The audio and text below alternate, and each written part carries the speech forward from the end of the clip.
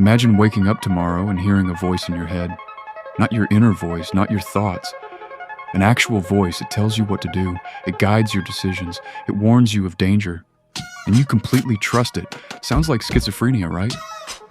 Well, according to one of the strangest theories ever proposed, this might have been normal for our ancestors. This is the Bicameral Mind Theory. In 1976, psychologist Julian Jaynes proposed a radical idea. He argued that thousands of years ago, humans may not have possessed consciousness in the way we experience it today. Now, before you click away, he wasn't saying ancient humans were stupid. They built cities, they farmed, they fought wars, they created civilizations, but Jaynes believed they lacked something we take for granted, an internal sense of self.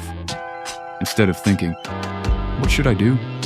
They may have heard voices that told them what to do, and those voices were interpreted as gods. The word bicameral means two chambers. Jaynes suggested that one part of the brain generated commands, while another part experienced those commands as external voices. To ancient people, these weren't thoughts. They were divine instructions. One of the pieces of evidence Jaynes pointed to was the ancient Greek epic, the Iliad. Throughout the story, characters constantly receive guidance from gods. Athena tells them what to do. Apollo tells them what to do. Zeus tells them what to do. Jaynes wondered, what if these weren't just stories? What if people actually experienced the world this way? Then something changed. Around 3,000 years ago, civilizations became larger and more complex. Empires rose, trade expanded, wars intensified. According to Jaynes, the old system of relying on these God voices began to break down. People faced situations that required more flexible thinking. And gradually something new emerged. Self-awareness, introspection, the ability to think about our own thoughts. In other words, consciousness. Now, it's important to mention that most scientists today do not accept Jaynes's theory.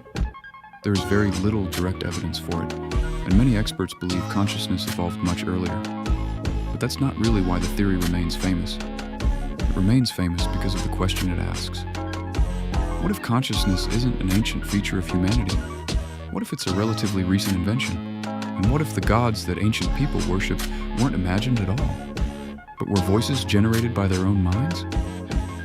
We'll probably never know for sure, but it's one of the most fascinating possibilities ever proposed about what it means to be human. And if Jaynes was even partially right, then the biggest change in human history wasn't the invention of agriculture, writing, or technology. It was the moment we began talking to ourselves instead of listening to the gods.